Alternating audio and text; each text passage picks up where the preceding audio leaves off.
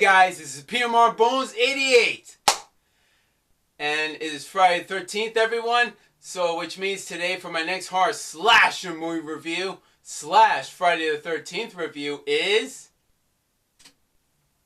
Friday the 13th, the final chapter. Now wait just a minute.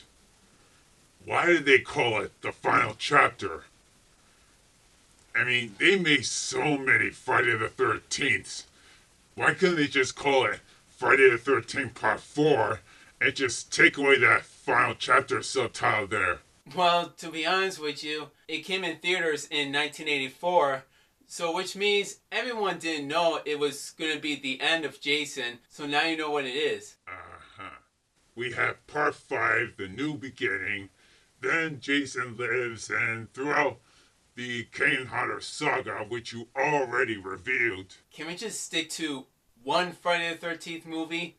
Because you gibbering about other Friday the 13th review, Dark Shadow, it's just confused audience. So just stick to one, okay?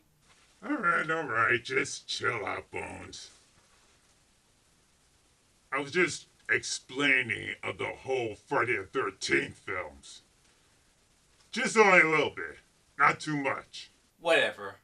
Let's just get on to the review. So for this fourth film, and it was supposed to be the last of the Friday the 13th film, fans and audience wanted to see more of Jason, so they kept on building more franchises throughout the years, but mostly by the 80s, of course.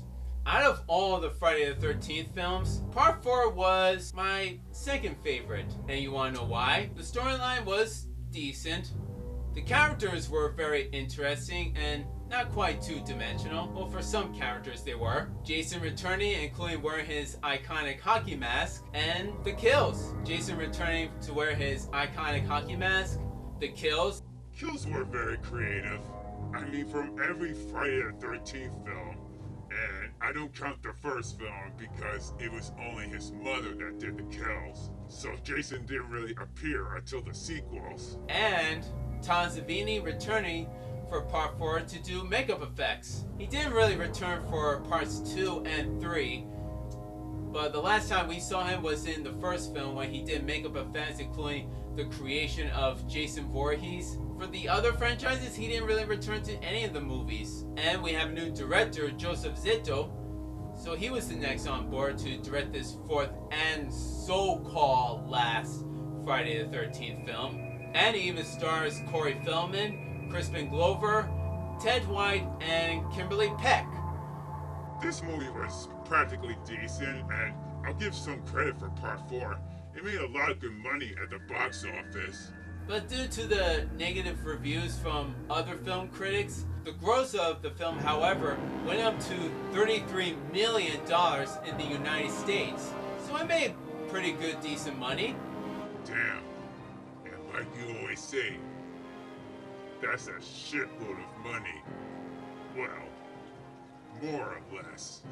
So this movie begins on the aftermath of Part 3, where the cops and paramedics are still picking up some evidence and dead bodies, including Jason down there. It's pretty funny that now we see Jason still lying dead, and he's still wearing the hockey mask, but somehow his fingernails are quite a bit long and rotting already. I mean, what? He was dead for what? For a day? Just a couple hours ago? And what, his nails just grow really long and rotting up? I don't get it. How about you explain it to me then? Okay, if you're still confused and you think it's messed up the timeline, let me clear it out for you, pal. The first Friday the 13th came in production and it was taking place in 1979. So they were still filming it in 1979, but when it came to theaters in 1980, it still took place in 1979. But when the sequels came out, like Part 2 came out in theaters in 1981, and Part 3 came out in 1982. But somehow, the same year, the same event, and the same time, Parts 2 through 4 took place in the year 1984. So you get it now? Yeah, I do. Good. So anyways, all the cops and the paramedics left at the camp, and I just didn't get why there was a helicopter there. I just realized it just now. But then the two paramedics went to the hospital, took the body of Jason, and gave it to this corner guy named Axel. Whoa, hold up. Back up. What did you say? Say what? What was the corner guy's name? The corner name is Axel. The corner name is Asshole? Not asshole, Axel! Tapple? Axel! Flagpole? Do you understand a word that are coming out of my mouth? I don't even understand a word that's coming out of your mouth, Bones. I didn't say asshole, Dark Shadow. I said Axel. His name is Axel. A-X-E-L. That's his name. Oh, Axel. Okay. Now can we just review this? And not dealing with Axel? For a moment there, I thought you called him an asshole. Whatever.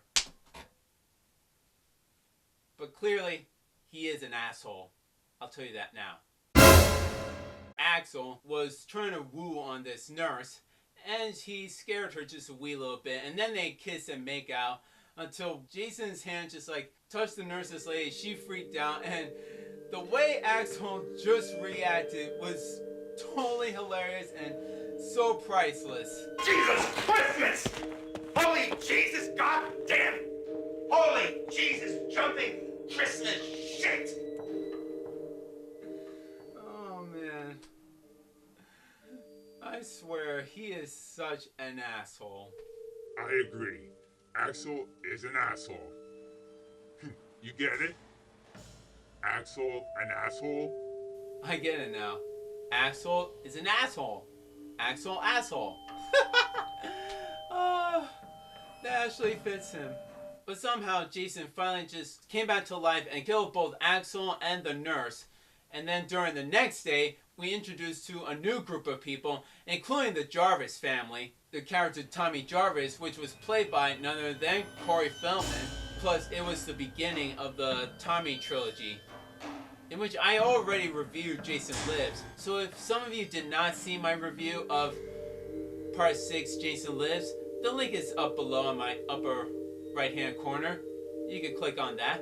And also we introduced to a new group of people. They're only going on a camping trip, and by there they stop right by the cemetery, and we see is the tombstone of Pamela Voorhees. So the new group of people were Sarah, Doug, Ted, Jimmy, Samantha, and Paul. Jim, I'll tell you what. Why don't I just type in the computer? Maybe I'll help you get yourself a girlfriend. Don't worry, it'll take a sec.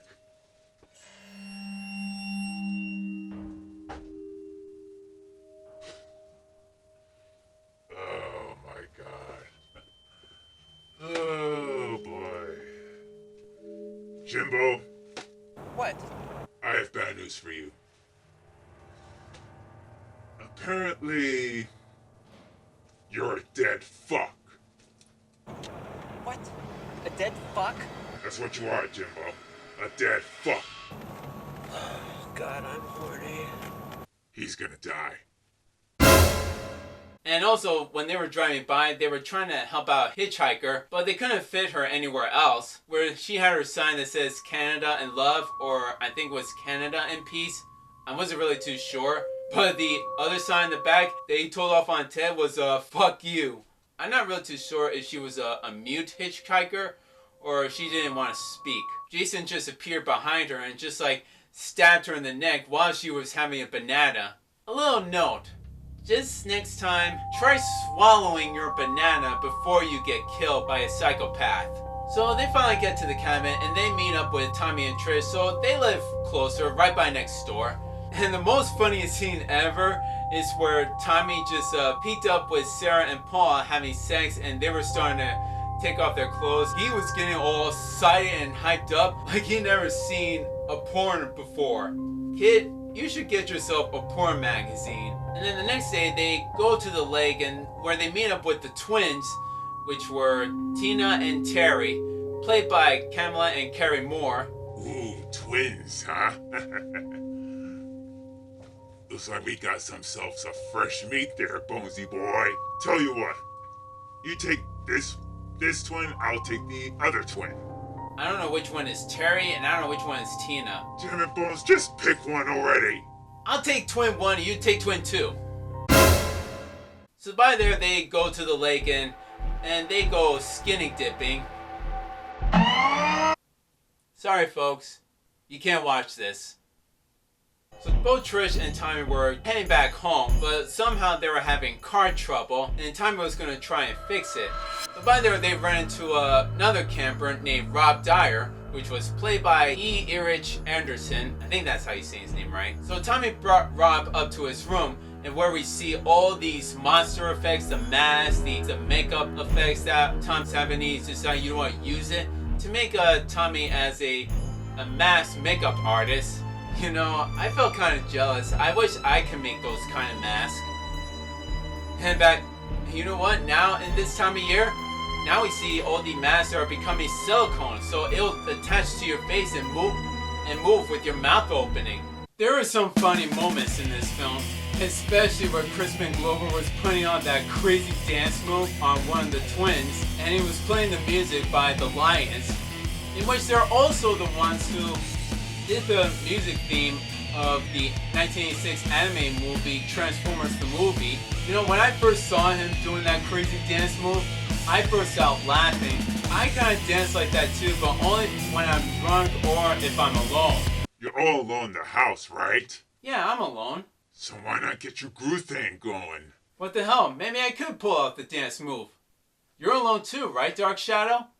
Well, of course I'm alone in the base. So what the hell are we waiting for? Let's do it! Let's get down with our bad selves. Hell yeah!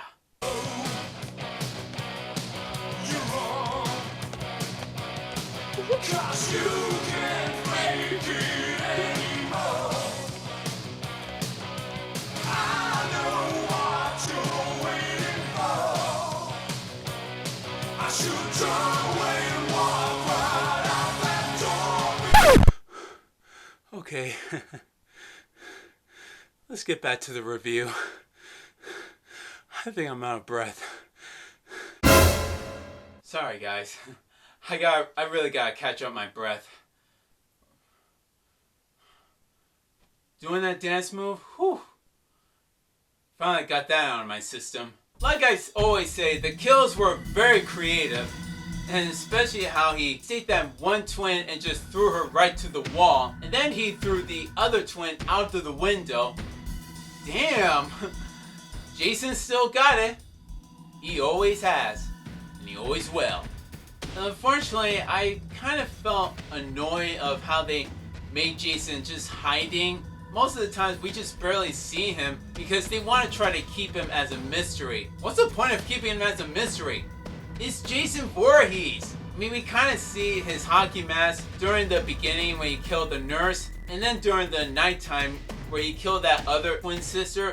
We saw him just a little bit, but only up until during the shower scene, and then we get to see Jason's face. And I don't mean like his real actual face, I mean seeing him with the hockey mask on, but all bloody and still got that scar.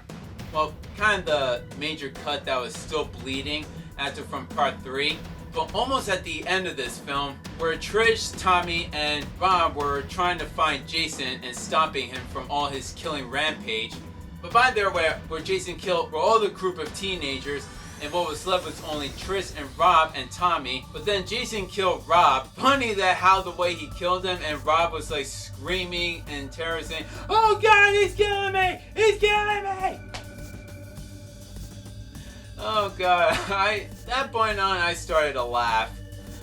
There was nothing that really scared me. I think those were the only 2 scenes that really made me laugh, was Crispin Glover's funny dance move and Rob just narrating himself that he's getting himself killed by Jason. One scene I found it really ridiculous was where Sam took a swim at the lake, all but naked, right up until Jason appeared and stabbed her, and she made this weird, funny, screaming noise. It was like annoying.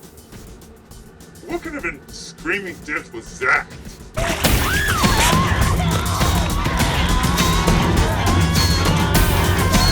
So Trish Trish and Tommy were the only two that were trying to survive and to stop Jason, in which by there Tommy gave him a makeup look in which he shaved off his head, put a little dark makeup on his eye, underneath his eyes. This was kind of try like to do the same thing for part 2, where Jenny was disguising or pretending to be Jason's mom.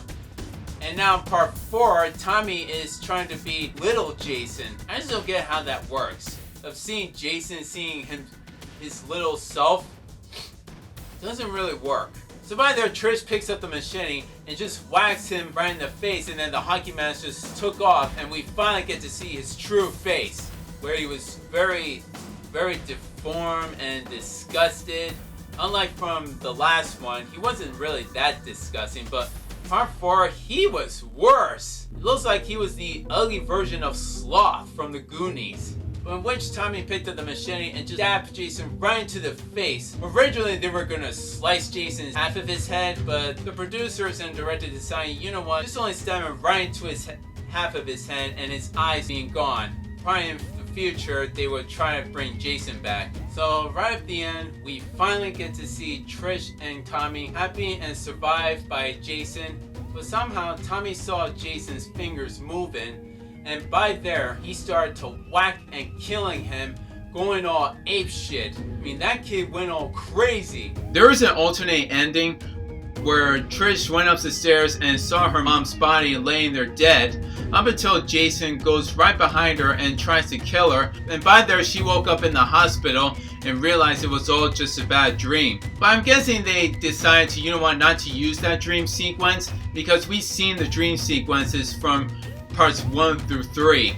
So during the hospital scene, Trish wanted to know where is his brother, but according to the doctor said that when he attacked the killer, it was just a normal state, according to what the doctor said. But she got a chance to see him just only for a minute or two, so it was a happy ending. They finally survived by the killer Jason, and it was finally over.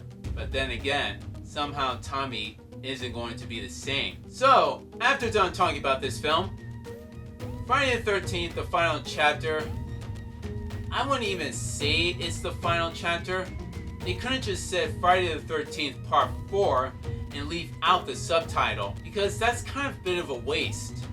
Because if they knew that they were going to kill Jason and they're going to figure out how to bring him back, that means that was not really the final chapter. They were just teasing us. It was in the 80s, so none of us didn't know. The storyline was very quite interesting. In the beginning, where they were explaining of Jason's origin, especially showing all the clips of Friday the 13th parts 1 through 3. That was quite interesting. Especially showing Jason's mother, that she started all the kills, and then Jason took over after when her mom's head got chopped off. After what happened to her mom, that she got her head chopped off by one of the camp counselors. So that's how it all began. But other than that, the movie was very decent. It was actually very good to watch, and seeing with all the elements that was happening, seeing Jason doing all his killings, very more creative, and also with the characters, they were really interesting, and some were kind of two-dimensional, but they were interesting, like I said. And seeing Tom Savini returning to do all the makeup effects, that was really good of him, and I'm glad he came back, because he's a great makeup artist and also an actor too. So just to rate this film, for Friday the 13th, the final chapter, I will have to give it a 8.2 out of 10, which equals to an 82%. So the grade would be a solid B. My rating and my grade, I'll have to give it a 8.3 out of 10. Equals an 83%. So the grade would be almost closer between of a B plus and an A minus. For this fourth film, it's really, and it's also my second favorite out of the other Friday the 13th movies. And having Ted White performing as the new Jason Voorhees, he did a good job too. And trying how to make him as Jason and wearing that hockey mask a lot. But we kind of barely see him. And seeing Corey Feldman playing as Tommy, I think he did a good job too. And he was like the biggest star throughout the 80s and early 90s, and especially Crispin Glover's awesome and ridiculous dance move. That was really a classic. I'll never forget that. I would say you should definitely give it a chance, and watch it and to see and to believe it. And I do have this movie on Blu-ray and DVD. And this is P.M.R.Bonez88's signing off. His saying is, Happy Friday the 13th, folks. And peace!